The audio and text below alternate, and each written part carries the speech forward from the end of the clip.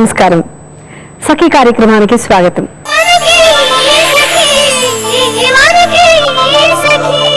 సఖలు, పరీక్షల్లో ఫెయిల్ అయ్యామని ఆత్మహత్య చేసుకునే వారిని చూస్తే నాకు చాలా జాలేస్తుందండి. 2 ఏళ్ల క్రితం మా బంధువుల అమ్మాయి ఇంటర్ ఫెయిల్ అయినందుకు ఆత్మహత్య చేసుకుంది. వాళ్ళ అమ్మ నాన్న ఎంత బాధపడ్డారో నాకు తెలుసు. కానీ క్షణికావేశంలో తను తీసుకున్న ఓ నిర్ణయం చాలా మందిని సంవత్సరాలు బాధపెడుతూనే ఉంది. పరీక్షల్లోనే కాదు, ఏదైనా అపజయం ఎదురైనప్పుడు అంతగా ఎందుకు డీలా పడిపోతారో నాకు ఇంకా అర్థం కాదు. బాధలు, కష్టాలు, సమస్యలు లేని వారు ఎవరుంటారు ఈ ప్రపంచంలో? పుట్టిన ప్రతి ఒక్కరికి ఏదో ఒక రూపంలో సమస్య ఉంటూనే ఉంటుంది. సమస్య వచ్చినప్పుడు మనిషికి కావాల్సింది ధైర్యం. అదే జీవితానికి సరికొత్త మార్గాన్ని చూపిస్తుంది. ముందైతే కార్యక్రమం చూడండి, ఆ తర్వాత మిగతా విషయాలు తెలుసుకుందాం.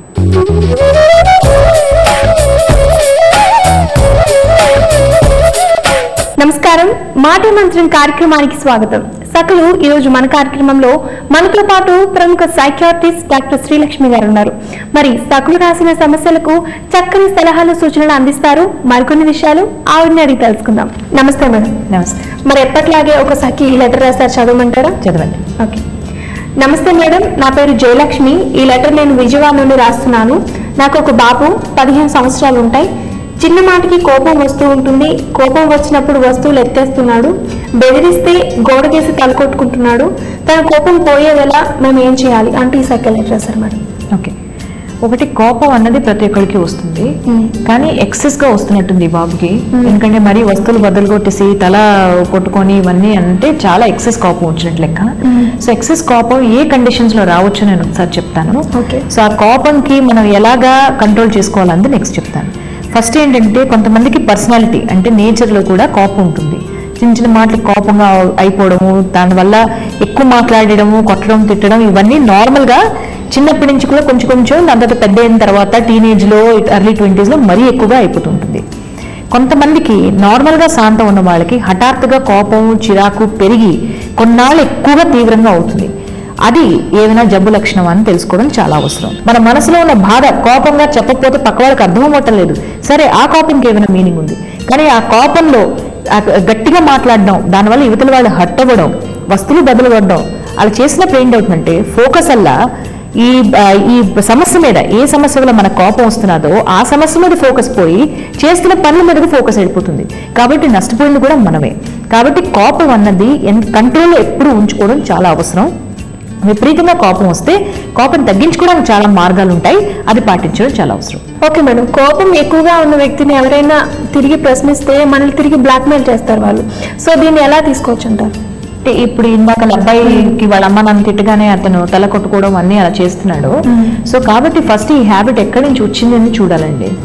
కోపం అన్నది ఇలా రియాక్ట్ అవుతున్నప్పుడు సాధారణంగా పక్కన వాళ్ళు, తల్లిదండ్రులు కూడా ఏమి రియాక్షన్ అవ్వకుండా ఊరుకోవడం మంచిది. ఆ టైంలో వాళ్ళు ఇంకొంచెం ఎక్కువ కొట్టేసినా, లేకపోతే అమ్మో ఏదో చేసేస్తున్నాడని వెళ్ళి రక్షించడానికి ప్రయత్నించినా అది ఆ బిహేవియర్ కి మనం శ్రద్ధ ఇచ్చినట్టు అవుతుంది, అటెన్షన్ ఇచ్చినట్టు అవుతుంది. దానివల్ల అది పెరుగుతుంది కానీ తగ్గదు. కాబట్టి ఏం పట్టించుకోకుండా కొంతసేపటికి ఆయన రియాక్ట్ కూల్ అవుతాడు అని వదిలేయడం చాలా ముఖ్యం అక్కడ. కానీ దానికన్నా ముందు అసలు ఇలాగ ఎందుకు జరగాలి అన్నది కూడా మనం తెలుసుకోవాలండి. సో ఎనీ బిహేవియర్ ముందు ఏంటి జరుగుతున్నది, దానివల్ల ఈ బిహేవియర్ స్టార్ట్ అయింది, దాని తర్వాత మనందరం దానికి ఎలా రియాక్ట్ అవుతున్నాం అనేది తెలుసుకోవడం చాలా అవసరం. కాబట్టి కోపం వచ్చే ముందు ఎలాంటి ఇన్సిడెంట్కి కోపం వస్తున్నది, కోపం వచ్చినందుకు వాళ్ళు ఎలా రియాక్ట్ అవుతున్నారు, ఇవన్నీ కూడా కౌన్సిలర్స్, సైకాలజిస్ట్ దగ్గరికి వచ్చినప్పుడు ఇవన్నీ అనలైజ్ చేస్తాం అనమాట. సో బిహేవియర్ ఈ తల కొట్టుకున్నప్పుడు కానీ, వస్తువులు బద్దలు కొట్టినప్పుడు కానీ దాని ముందు ఏం జరిగింది, దాని తర్వాత ఏం జరిగింది అన్నది అనాలిసిస్ అనేది మాకు చాలా అవసరం. ముందేం జరిగింది అంటే ఎలాంటి విషయాలకు కోపం వస్తున్నది, నిజంగానే ఆయన మాట ఎవరు వినటం లేదా, ఎవరు ఆయన ఎన్ని అడిగినా కూడా పట్టించుకోవటం లేదా, కోపం వస్తేనే మీరందరూ ఆయనకి శ్రద్ధ ఇచ్చి పట్టించుకుంటున్నారా అనేది ఫస్ట్ చూసుకోండి. అలాంటప్పుడు మామూలు మాటలు కూడా వినడం చాలా అవసరం. కాబట్టి మామూలుగా మాట్లాడినప్పుడు, ఎక్స్ప్లెయిన్ చేసినప్పుడు వాళ్ళకి ఎడిక్వేట్ అటెన్షన్ ఇవ్వడం చాలా అవసరం. కోపం వచ్చిన తర్వాత ఎలా బిహేవ్ చేస్తున్నాం అనేది చాలా ఇంపార్టెంట్. ఆ కోపం వచ్చినప్పుడు మనం ఎక్కువగా రియాక్ట్ అయ్యి మనం కూడా కోపమే, గొడవలు పెరుగుతాయి కానీ అది తగ్గదు. కాబట్టి అందరూ కామ్గా ఊరుకొని ఆ కోపం తగ్గిన తర్వాత ఆ సిచ్యువేషన్ మళ్ళీ ఇంకొకసారి కూర్చొని డిస్కస్ చేయడం చాలా అవసరం. ఓకే మేడం, ఇప్పుడు చిన్నపిల్లల్లో కోపం వస్తే వాళ్ళు ఏం చేస్తున్నారో వాళ్ళకి తెలియదు. బట్ టీనేజర్స్లో అయితే నాకు కోపం వచ్చింది, ఇందాక మీరు చెప్పారు కదా కోపం లేదని పని చేసేసి తర్వాత బాధపడుతున్నారని. సో వాళ్ళ కోపాన్ని తగ్గించుకోవాలంటే ఇంకేమైనా సలహాలు ఉంటే చెప్పండి. ఏ వయసుదైనా కూడా కోపం వస్తున్నారని వాళ్ళకి తెలియాలండి. ఈవెన్ టీనేజర్స్ లో కూడా పెద్దవాళ్ళు అవుతున్నారు కాబట్టి వాళ్ళకి ముఖ్యంగా తెలియాలి.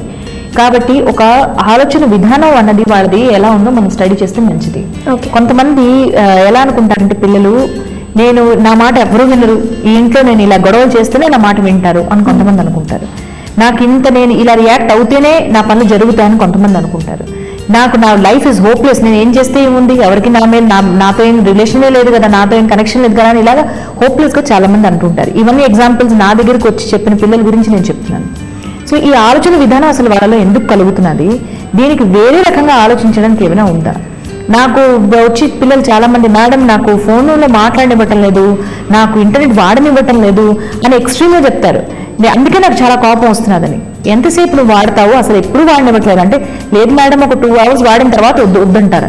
కాబట్టి అక్కడ మనం ఎక్స్ప్లెయిన్ చేయడం చాలా అవసరం. ఇది నీకు 2 hours ఎలా చేశారు కాబట్టి దీని తర్వాత నుంచి నీకు ఎందుకు నీ లాస్ అవుతుంది కాబట్టి నీకు చేస్తున్నారు అని మనం ఎక్స్ప్లెయిన్ చేయడం విధానంలో కూడా ఉంటుంది. అదే ఎక్స్ప్లెనేషన్ పేరెంట్స్ కూడా చేయొచ్చు. నువ్వు చూడడానికి వీల్లేదు, నువ్వు చేయడానికి వీల్లేదు అని ఖచ్చితంగా ఎదుగుతున్న పిల్లలతో అలా మాట్లాడితే వాళ్ళు డెఫినెట్గా తిరగబడతారు. కాబట్టి వాళ్ళలో మాట్లాడే విధానం, ఒక discussion is always better. Command చేసి నువ్వు లెక్చర్ చేసి నువ్వు ఇలాగే చెయ్యాలి అని చేసే వయసు పోతుంది టీనేజర్స్కి. ఇంకా వాళ్ళు కూడా మేము కూడా పెద్దవాళ్ళమే, మాకు అన్ని తెలుసు అని వాళ్ళు అనుకుంటారు.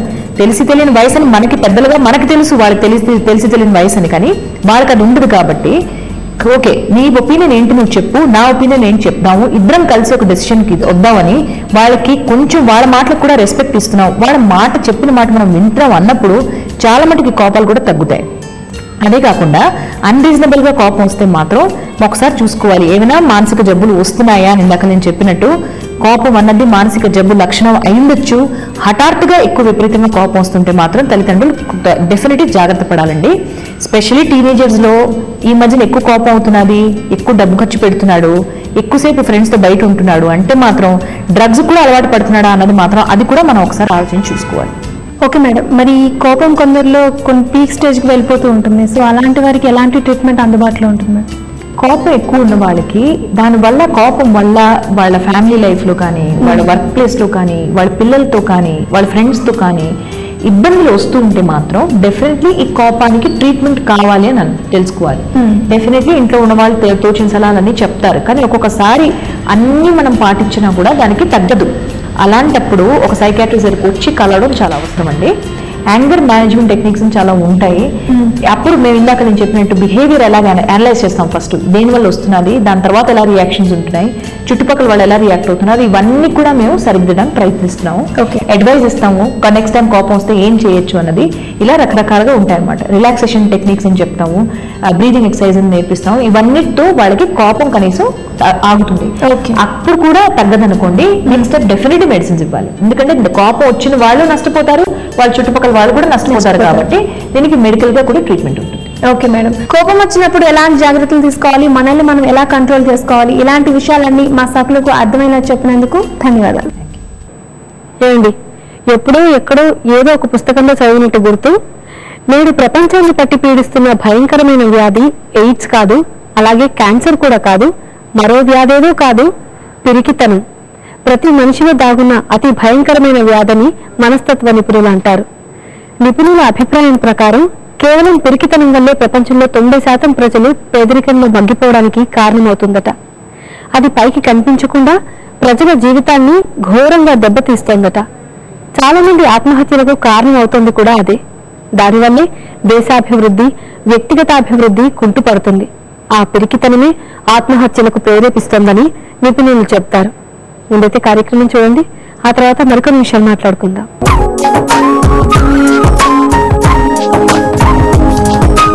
నమస్కారం. మన సకులంతా ఎంతో ఇష్టంగా చూసే చూడండి చేయండి కార్యక్రమానికి సకులందరికీ స్వాగతం. ఎప్పట్లానే ఈ రోజు కూడా మీకోసం డిఫరెంట్ క్రాఫ్ట్ ని తీసుకొచ్చింది మన చూడండి చేయండి. మరి ఈ రోజు మనతో ఉన్నారు ఎక్స్పర్ట్ శ్రీమతి శ్రవంతి గారు. వారు చూపిస్తారట క్విల్లింగ్ ఆర్ట్ లో చైన్స్ ని అంటే జ్యువెలరీస్ ని ఎలా తయారు చేసుకోవాలో చూపిస్తారట. చూస్తూ నేర్చుకుందాం అయితే. నమస్కారం శ్రవంతి గారు. నమస్కారం అండి. బాగున్నారా? బాగున్నాను, మీరు బాగున్నారా? బాగున్నానండి, థ్యాంక్ యూ. మరి ఈ రోజు మన సకులకి క్విల్లింగ్ ఆర్ట్ లో జ్యువెలరీ ఎలా తయారు చేసుకోవాలో చూపిస్తా అన్నారు. అవునండి. క్విల్లింగ్ ఆర్ట్ అనేది చాలా మైన్యూట్ గా చేయాల్సిన పని ఉంటుంది కదా? అవునండి. చాలా జాగ్రత్తగా చేయాల్సి ఉంటుంది. అవునండి. ఓకే, మరి దీనికి ఏమేమి కావాల్సి ఉంటుంది చెప్తారా? Paper, thread, needle, scale, scissor, pencil, sketch, toothpick, thread, glue, beads. Okay అండి, క్విల్లింగ్ ఆర్ట్కి కొన్ని స్ట్రిప్స్ దొరుకుతాయి కదా, అవేమీ కనిపించట్లేదే.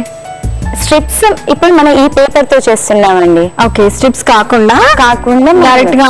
ఓకే, అయితే క్విల్లింగ్ ఆర్ట్ అనేసరికి మనం కంపల్సరీగా దానికన్నా సెపరేట్ గా మనకి స్ట్రిప్స్ దొరుకుతాయండి. కొంచెం సన్నగా ఉంటే కొంచెం వెడల్పుగా కూడా దొరుకుతాయి. మనకి ఎలా కావాలంటే అలా మనం తీసుకుని దాంతో చేస్తూ ఉంటారు. దాంతో పాటుగా ఇంకొక టూల్ కూడా ఉపయోగిస్తారు. అయితే ఆ ఉపయోగించే టూల్ లేకుండా అట్ ది సేమ్ టైం మనకు ఆ స్ట్రిప్స్ లేకుండా డైరెక్ట్ గా అంటే మనకు జనరల్ గా ఇంట్లో ఉండే పేపర్స్ తోనే చూపిస్తున్నారు అన్నమాట ఈరోజు. ఓకే అండి, స్టార్ట్ చేయండి. అయితే ముందుగా పేపర్ ని కట్ చేసుకోవాలి. ఫస్ట్ మెజర్మెంట్ పెట్టుకోవాలండి. హాఫ్ ఇంచ్ మార్క్ చేసేసుకోవాలి. ఓకే, హాఫ్ ఇంచ్ గ్యాప్ లో మనం మార్క్ చేసేసుకోవాలి. ఇటు సైడ్ అయిపోయింది కదా, ఇప్పుడు ఇటు సైడ్ మార్క్ చేసేసుకోవాలి హాఫ్ ఇంచ్. అంటే ఇలా మార్క్ చేసుకుంటే ఏంటంటే మనకి స్ట్రిప్స్ అనేవి కరెక్ట్ గా వస్తాయి. మెజర్మెంట్ తో కరెక్ట్ గా వస్తుందండి. ఈ మెజర్మెంట్స్ మన ఇష్టం. 1 ఇంచ్ తీసుకుంటే ఎంత మెజర్మెంట్ తీసుకుంటే బీడ్ సైజ్ అలా మారిపోతూ ఉంటుంది. హాఫ్ ఇంచ్ ఇక్కడ మార్క్ చేసాము, ఇక్కడ మార్క్ చేసాము. మనం ఒక్కొక్క మార్క్ చేసేసుకున్నాం కదా. ఇప్పుడు ఇక్కడ హాఫ్ ఇంచ్ ఉంది కదా, అటు నుంచి ఈ కార్నర్ కి లైన్ వేసుకోవాలా. ఓకే, అది స్ట్రైట్ లైన్స్ కాకుండా క్రాస్ లైన్స్. అప్పుడు మనకి ఇది ట్రయాంగిల్ ఫామ్ లో వచ్చేస్తుంది. దాన్ని ఇప్పుడు మనం కట్ చేసేసుకోవాలి. ఇప్పుడు ఇక్కడ హాఫ్ ఇంచ్ నుంచి ఇక్కడికి మార్క్ చేసేసుకోవాలి. వి షేప్ లో వచ్చేస్తుంది మార్క్. ఇప్పుడు ఇది ఒక ట్రయాంగిల్ అవుతుంది, ఇది ఒక ట్రయాంగిల్ అవుతుంది. అలాగే ఒక లైన్ నుంచి ఒకటి.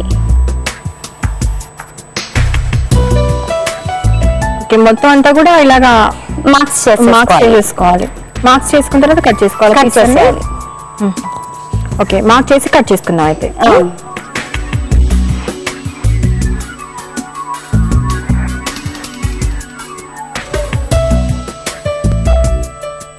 ఇలా కట్ చేసుకున్నాం కదా శీల.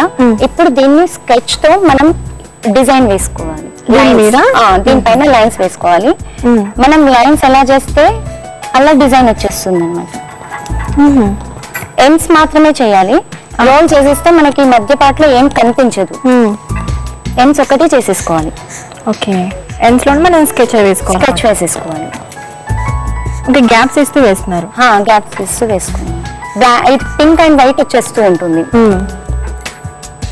ఈ మాదిరిగా మనం స్కెచ్ వేసుకోవాలి. అంటే పింక్ వేసారు, మనకి వేరే కలర్స్ ఏమైనా కావాలంటే అవి కూడా వేసుకోవచ్చు. ఏ కలర్ అయినా ఏదైనా వేసుకోవచ్చు. కాకపోతే సెంటర్ లో ఎందుకు వేయలేదంటే సెంటర్ అనేది మనకు కాయిల్ లాగా మనం దాన్ని రోల్ చేసేటప్పటికి సెంటర్ అనేది కవర్ అయిపోతుంది. ఈ ఎడ్జెస్ అనేవి మనకు కనిపిస్తాయి. కావాలంటే ఈ ఎడ్జ్ లో కూడా మనం ఇంకో వేరే కలర్ కూడా యాడ్ చేసుకోవచ్చు. డబల్ కలర్ కూడా వేసుకోవచ్చు. క్విల్లింగ్ ఆర్ట్ లో మనకి చాలా రకాల డిజైన్స్ వస్తూ ఉంటాయి కదా, ఐ షేప్ అని వేరే షేప్స్. ఇది థిక్ గా ఉండదు కాబట్టి రాదు. పేపర్ అనేది కొంచెం స్ట్రాంగ్ గా ఉంటే చేయడానికి వస్తుంది. ఇప్పుడు మార్క్ చేసుకున్నాం కదా శీల, దీన్ని టూత్ పిక్ హెల్ప్ తో రోల్ చేసేస్తా. ఈ పెద్ద పార్ట్ ఉంటుంది కదా, దాన్ని స్టార్టింగ్ పెట్టేసేయాలి. ఓకే, అది ముందు పెట్టేసి టైట్ గా రోల్ చేసుకోవాలి. మనం ఎంత టైట్ గా దాన్ని మనం చుడితే కాయిల్ లాగా మనకి గట్టిగా ఉంటుంది కదా.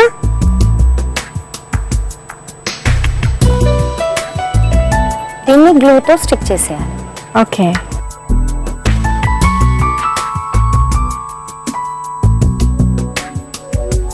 తక్కువ పడుతుంది గ్లూ, మరి ఎక్కువగా పెట్టద్దు. ఓకే, ఇలాగ మనకి ఒక కాయిల్ లాగా రెడీ అయిపోయింది. ఓకే, మరి ఇది బయటకు వచ్చేస్తుంది ఈజీగానే? వచ్చేస్తుంది. ఓకే, ఆరిపోయిన తర్వాత తీయచ్చా? ఇప్పుడు ఆరిపోయిన తర్వాత తీయాలి. ఇలా తిప్పుతూ తీయాలి. డైరెక్ట్ గా తీసేస్తే ఇది మొత్తం ఊడొచ్చేస్తుంది. ఓకే, టూత్ పిక్ ని మనం ఇలా తిప్పుతూ తీయాలి. ఓకే, మనం టూత్ పిక్ కి మొత్తం దాన్ని రోల్ చేసేసి కొంచెం సేపు ఆరిన తర్వాత తీసేస్తే ఇలా వస్తుంది. అదే తీసేటప్పుడు కూడా కొంచెం మనం కేర్ఫుల్ గా టూత్ పిక్ ని కూడా తిప్పుతూ మనం తీయాల్సి ఉంటుంది అన్నమాట. బాగుందండి. ఇది సడన్ గా చూస్తే బీడ్ లాగా ఉంది, పూసలాగా. ఓకే, ఇలా అన్ని తయారు చేసుకున్న తర్వాత మనము ప్రాసెస్ చేస్తాం. ఓకే అండి, మరి అలా తీసుకొని వచ్చారా తయారు చేసినవి? ఇంటి దగ్గర నుంచి తీసుకొచ్చాను. వాటి మీద చూద్దాం.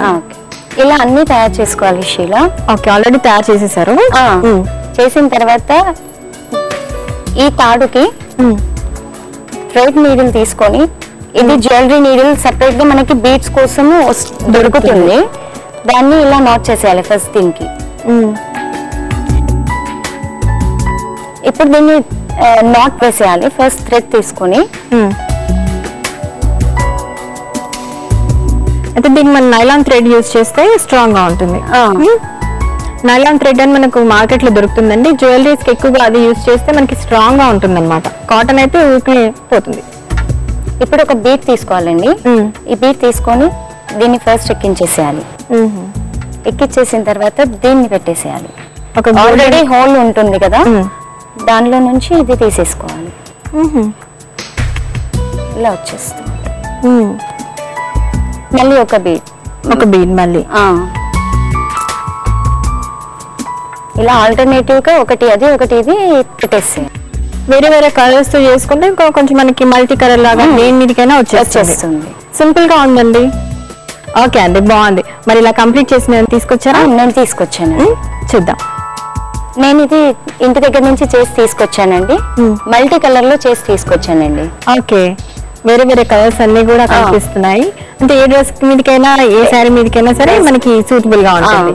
ఇవి కలర్ బేస్, గోల్డ్ బేస్ కాకుండా అన్ని కలర్ బేస్ యూస్ చేశాను. ఓకే, ఈ కాయిన్స్ ఎలాగైతే వేరే వేరే కలర్స్ లో ఉన్నాయో, ఇక్కడ మధ్య మధ్యలో యూజ్ చేసిన పూసలు కూడా అలాగే వేరే వేరే కలర్స్ తో చేశారు. అవునండి, బాగుందండి.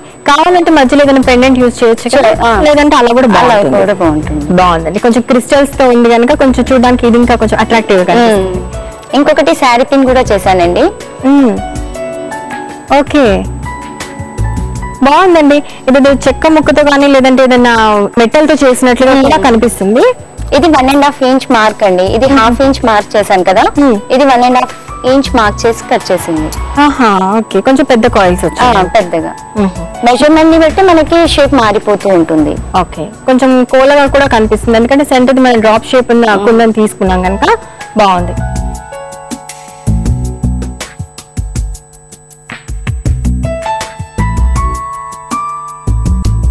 ఓకే శ్రవంతి గారు, మరి ఈ రోజు మన సర్కులకి క్విల్లింగ్ ఆర్ట్ లో జ్యువెలరీ ఎలా తయారు చేసుకోవాలో చూపించారు. దాంతో పాటు ఒక ఐడియా కూడా ఇచ్చారు, శారీ పిన్ ఎలా తయారు చేసుకోవచ్చు అనేది. మన సర్కులో కూడా నచ్చే ఉంటుందని ఆశిస్తూ వాళ్ళ నుంచి అలాగే మా నుంచి కూడా ధన్యవాదాలండి. ఏమండి, ప్రతి అపజయానికి, ప్రతి సమస్యకు, ప్రతి అవమానానికి చావే పరిష్కారం అనుకుంటే ఈ భూమి మీద బూడిద తప్ప మరేమీ మిగిలేది కాదండి. కానీ ఒక పరీక్షలో ఫెయిల్ అయ్యారని, ప్రేమలో విఫలమయ్యారని, ఉద్యోగం పోయిందని, ఉద్యోగం రావట్లేదని, సమస్యలు చుట్టుముట్టాయని, అనుకున్నది అసలు జరగటం లేదని, వరుసగా వైఫల్యాలు వస్తున్నాయని ఎందుకు చాలా మంది యువకులు ఆత్మహత్యలు చేసుకుంటున్నారో నాకు అర్థం కావట్లేదు. చిన్న చిన్న సమస్యలకు భయపడి ఎందుకు ఈ ప్రపంచం నుంచి పారిపోతున్నారు?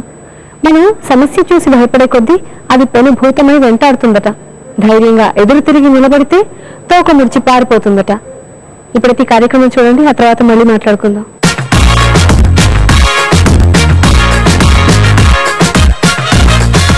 నమస్కారం, వంటల సందడి కార్యక్రమానికి స్వాగతం. ఈ రోజు మన వంటల సందడి కార్యక్రమంలో మనకు ఒక సరికొత్త వంటకాన్ని పరిచయం చేయబోతున్నారు సరళ గారు. ముందుగా సరళ గారిని పరిచయం చేసుకుందాం. నమస్కారం సరళ గారు. నమస్కారం అండి. సరళ గారు ఏం చేస్తూ ఉంటారు? నాది గ్రాడ్యుయేషన్ కంప్లీట్ అయిపోయింది. ఓకే, ఈ రోజు ఏ వంటకాన్ని మాకు పరిచయం చేయబోతున్నారు? మరి పచ్చి శనగపప్పు మామిడి వడలు.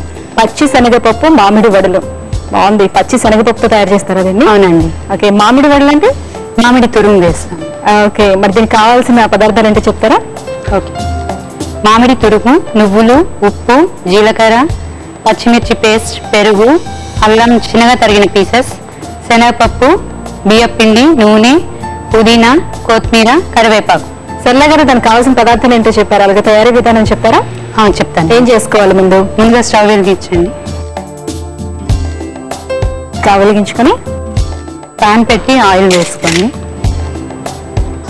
ఎంత ఆయిల్ వేసుకోవాలి? డీప్ ఫ్రైకి సరిపడా అండి. ఓకే, ఒక బౌల్ ఇవ్వండి, ఇవన్నీ మిక్స్ చేసుకుంటాను. బౌల్లో ముందుగా బియ్యపిండి వేసుకోవాలండి. బియ్యపిండి ఎంతవరకు వేసుకోవచ్చు? ఒక 1 కప్ అండి. 1 కప్ బియ్యం పిండి. తర్వాత మామిడి తురుము. ఓకే, మామిడికాయ తీసుకొని ఫుల్గా చిన్న చిన్నగా తురిమేసుకోవాలి. అయితే పుల్ల పుల్లగా వస్తుందండి.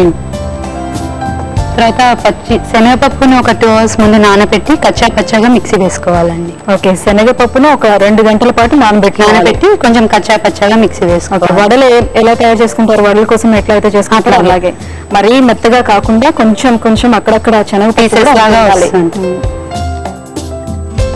నెక్స్ట్ నువ్వులు అండి, ఒక 1 స్పూన్ నువ్వులు,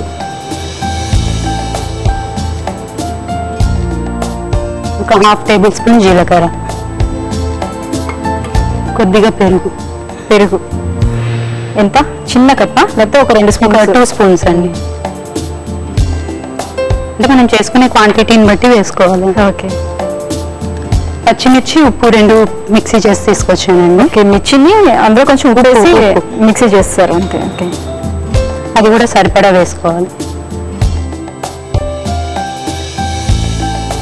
తర్వాత పుదీనా అండి,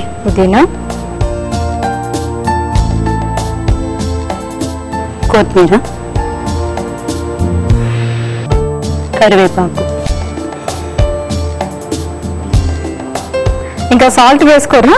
లేదండి, పచ్చిమిర్చిలో వేసాం కదా. ఓకే, మిర్చిలను వేసి సరిపోతుంది అంటారు? సరిపోతుందండి, అన్ని వేసి కలుపుకోవాలి. ఇది కలిపిన తర్వాత అవసరమైతే వాటర్ యాడ్ చేసుకోవాలండి. ఓకే,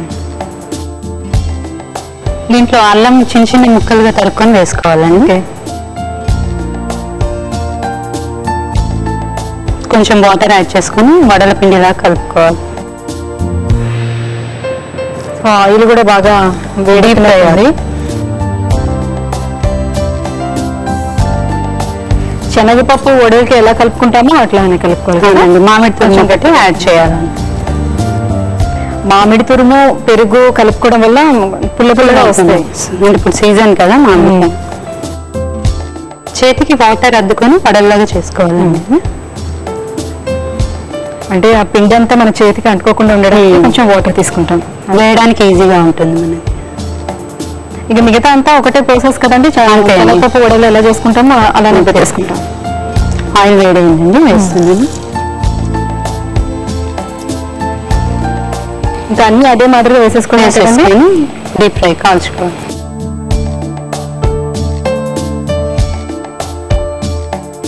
కలర్ ఎంతవరకు వచ్చే వరకు వేయించుకోవాలి? గోల్డెన్ కలర్ రావాలండి. సరిపోతుందా? ఇప్పుడు బాగా వేగిపోయాయని గోల్డెన్ కలర్ రాగానే తెలిసిపోతుంది.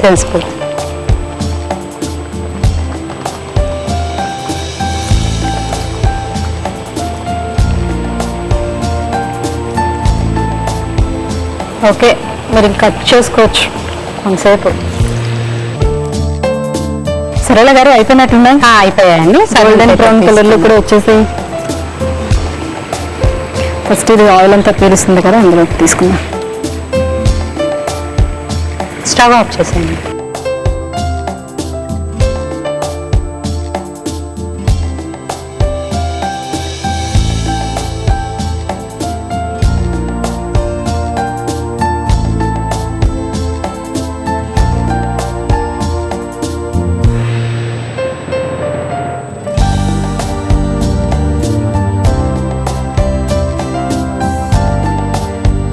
అయిపోయాయండి. ఇప్పుడు పుదీనా కొత్తిమీరతో డెకరేషన్ చేసుకో.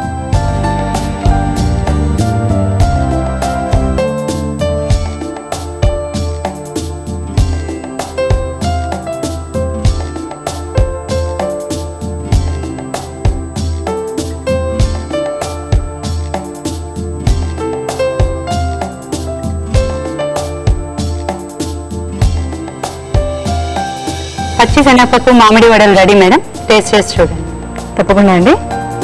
చూసారు కదండి సరళ గారు తయారు చేసిన పచ్చి శనగపప్పు మామిడి వడలు. దీన్ని రుచి చేసే ముందు దీనికి కావాల్సిన పదార్థాలు అలాగే తయారు చేసుకునే విధానం మరొకసారి. పచ్చి శనగపప్పు మామిడి వడలకు కావలసిన పదార్థాలు: నానబెట్టిన శనగపప్పు, ఆయిల్, మామిడి తురుము, బియ్యపిండి, పెరుగు, పచ్చిమిర్చి పేస్ట్, కరివేపాకు, పుదీనా, కొత్తిమీర, నువ్వులు, జీలకర్ర, అల్లం తురుము. పచ్చి శనగపప్పు మామిడి వడలు తయారీ విధానం: మొదట స్టవ్ వెలిగించి పాన్ పెట్టుకుని డీప్ ఫ్రై కి సరిపడా ఆయిల్ వేసుకుని ఆయిల్ కాగేలోపు మరో బౌల్ తీసుకుని అందులో బియ్యపిండి, మామిడి తురుము, మిక్సీ చేసి పెట్టుకున్న పచ్చిశనగపప్పు వేసి నువ్వులు, జీలకర్ర, పెరుగు, పచ్చిమిర్చి పేస్ట్, కొత్తిమీర, పుదీనా, కరివేపాకు, అల్లం తురుము, కొంచెం నీళ్లు పోసుకొని ముద్దలా కలిపి పెట్టుకోవాలి. తర్వాత వాటిని చిన్న చిన్న గడల్లా చేసుకొని కాగిన ఆయిల్ లో వేసి గోల్డెన్ బ్రౌన్ కలర్ వచ్చే వరకు వేయించుకొని సర్వింగ్ ప్లేట్ లోకి తీసుకొని పుదీనా, కరివేపాకులతో గార్నిష్ చేసుకుంటే వేడి వేడి పచ్చిశనగపప్పు మామిడి రెడీ. పచ్చిశనగపప్పు మామిడి వడలకు కావలసిన పదార్థాలు అలాగే తయారు చేసుకునే విధానం చూస్తారు కదండి. ఇప్పుడు దీన్ని రుచి చేసి ఎలా ఉందో చెప్తాను.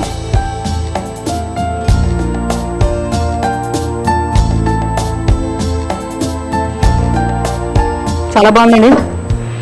పుల్లగా పెరుగు అలాగే మామిడి రెండు వేశారు కాబట్టి పుల్లగా వచ్చింది. కొంచెం కారంగా నువ్వులు కూడా తగులుతూ చాలా బాగుంది. సర్లే గారు, మాకు ఇంత మంచి వంటకాన్ని పరిచయం చేసినందుకు గాను మీకు గాయత్రి రెడ్డి బ్రైడల్ సారీస్ వారి తరపు నుంచి ఒక మంచి గిఫ్ట్ వచ్చారు. Thank you. చూసారు కదండి సర్లే గారు తయారు చేసిన పచ్చిశనగపప్పు మామిడి వడలు.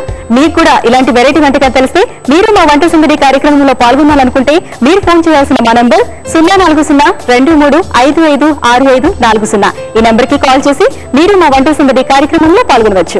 ఇది ఇవాల్టి వంట సందడి కార్యక్రమం. రేపు మరో సరికొత్త వంటకంతో మళ్ళీ కలుసుకుందాం. అంతవరకు సెలవు, నమస్కారం.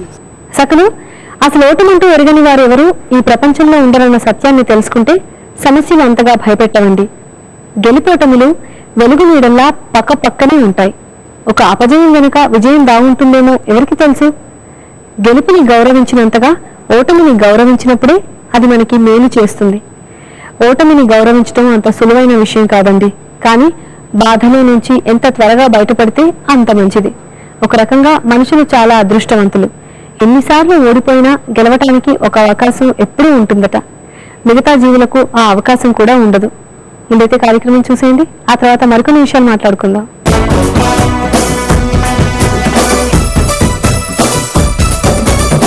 నమస్కారం. సరదాగా కార్యక్రమానికి స్వాగతం. సట్లు మనం ఈ రోజు ఎక్కడున్నామో తెలుసా అండి? కాప్రాలో ఉన్న ప్రత్యూష గారి ఇంట్లో. మరి ప్రత్యూష గారు వారి స్నేహితురాలతో కలిసి సరదాగా పార్టిసిపేట్ చేయడానికి రెడీగా ఉన్నారు. మరింకెందుకు ఆలస్యం, వారితో సరదాగా ముచ్చట్లు చెప్పేసి ఒక ఆట ఆడిచేద్దామా? హాయ్, ఎలా ఉన్నారు? మరి మీ అందరిలో ప్రత్యూష గారు ఎవరు? హాయ్ ప్రత్యూష గారు. ఏం చేస్తుంటారు మీరు? నేను బచ్పన్ అకాడమిక్ హైట్స్ లో కౌన్సిలర్ కమ్ ప్రిన్సిపల్ గా పనిచేస్తున్నాను. Counsellor and principal. అమ్మో, ప్రిన్సిపల్ గారు ఉన్నారు ఇక్కడ. చాలా స్ట్రిక్ట్ ప్రిన్సిపల్ అనుకుంటా. మిమ్మల్ని చూస్తే అక్కడ అనిపిస్తుంది. ఏమీ లేదు, just I enjoy my work. Okay, so పిల్లలతో చక్కగా కలిసిపోతూ ఉంటారు అనమాట.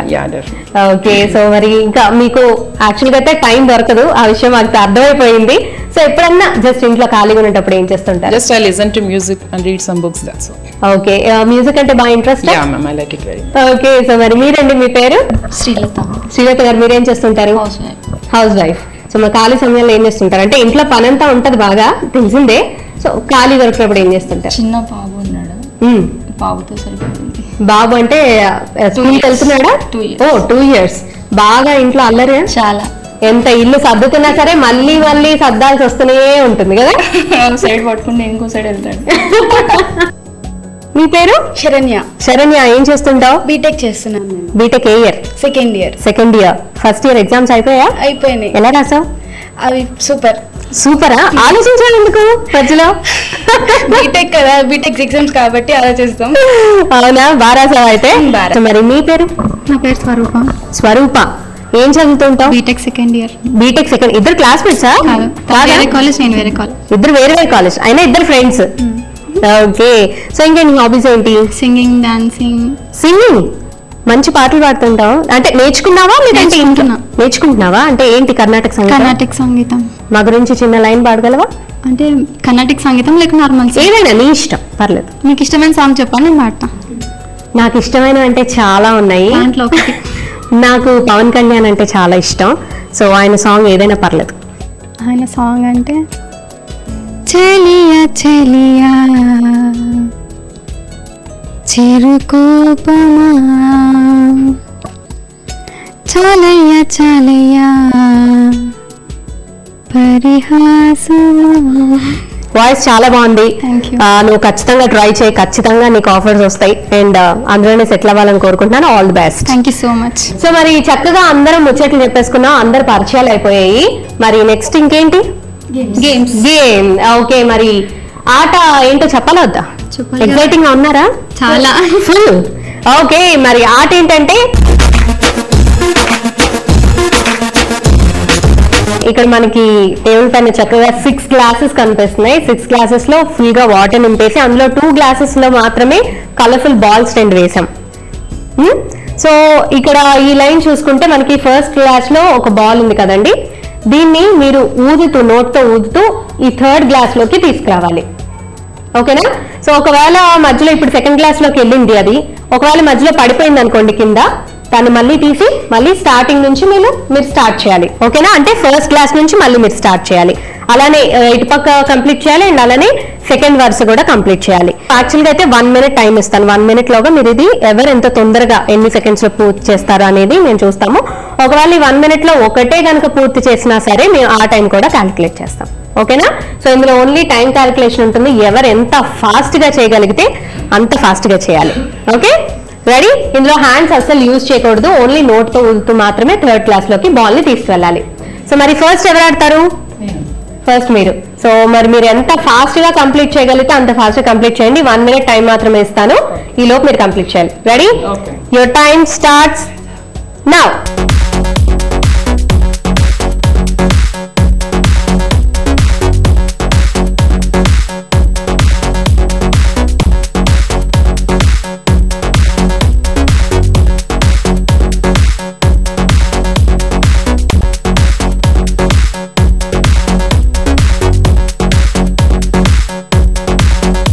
ఓకే, ప్రత్యూష గారు చాలా బాగా ఆడారు.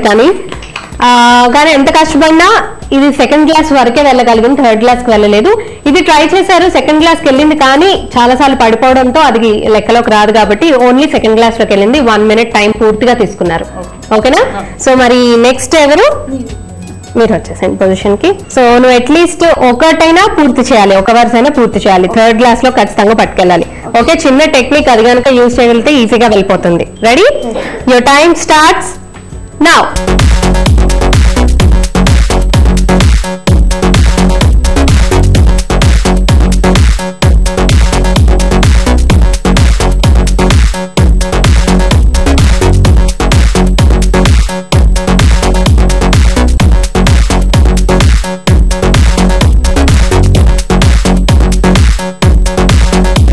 ఓకే శరణ్య, ఒక్కటైనా కంప్లీట్ చేయాలన్నా ఒకటే చేసినట్టున్నావు, కానీ చాలా బాగా చేసావు. జస్ట్ 56 seconds లో చేసావు. ఇంకా 4 seconds అటు ఇటు అయినా టైం 1 minute అయిపోయేది. ఓకే, ఎనీవేస్ చాలా బాగా చేసావు శరణ్య. మరి నెక్స్ట్ ఎవరు? ఓకే రండి. Your time starts now.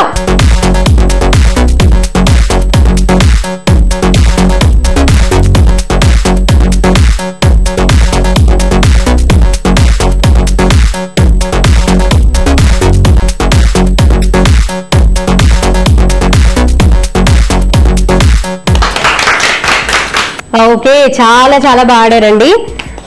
చాలా తక్కువ టైంలో 2 times మీరు కంప్లీట్ చేశారు.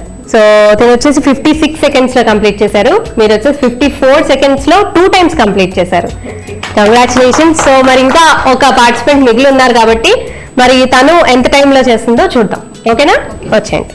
Your time starts now.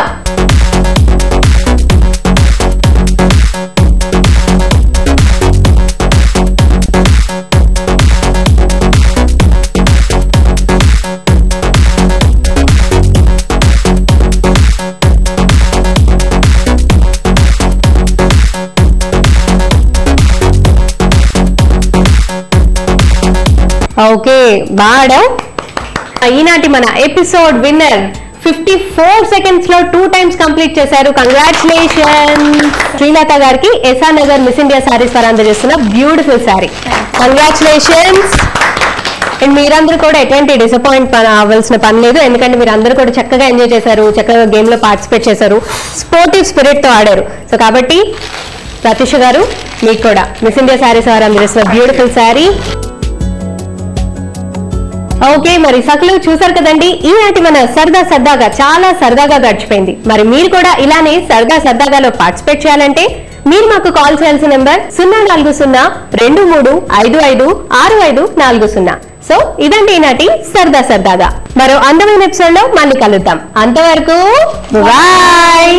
ఏమండి, నిజంగా సమస్యలన్నింటికి చావే పరిష్కారం అయితే ఈ ప్రపంచంలో ఏ ఒక్కరూ మిగలరు. సమస్యలు లేని వాళ్ళు ఎవరూ ఈ భూమి మీద లేరు. ఎవరి స్థాయిలో వాళ్ళ సమస్యలను ఎదుర్కొంటూనే ఉంటారు. జీవితం అంటే సమస్యల్ని చూసి భయపడటం కాదు కదా, వాటిని ఎదుర్కొంటూ ముందుకు సాగటమే. గెలిచే వరకు పోరాటమే. ఎన్ని ఓటములు వచ్చినా వాటి నుంచి గుణపాఠాలు నేర్చుకుంటూ గెలుపు బాటలు వేసుకోవటమే జీవితం. కానీ ఇంత విశ్లేషణ, ఆలోచన, వివేకం అందరికీ అన్ని సమయాలలో తట్టకపోవచ్చు. ఈ ప్రపంచంలో మనిషి బతకాలంటే అన్నిటికన్నా ముఖ్యంగా కావాల్సింది ధైర్యం. ఎన్ని సమస్యలు చుట్టుముట్టినా మీలో ధైర్యం ఉన్నంతకాలం అవి నిన్నేమీ చేయలేవు. మరి ఇవాళ కార్యక్రమంపై మీ అభిప్రాయాన్ని, సలహాల్ని మాకు రాసి పంపిస్తారు కదా. మా చిరునామా Sakhi, ETV, Ramoji film city, Hyderabad 501512. మా ఇమెయిల్ ఐడి saki@etv.co.in. మా ఫోన్ నంబర్ 04023556540. మళ్ళీ రేపటి సఖీ కార్యక్రమంలో కలుసుకుందాం. అందాక సెలవు మరి. నమస్కారం.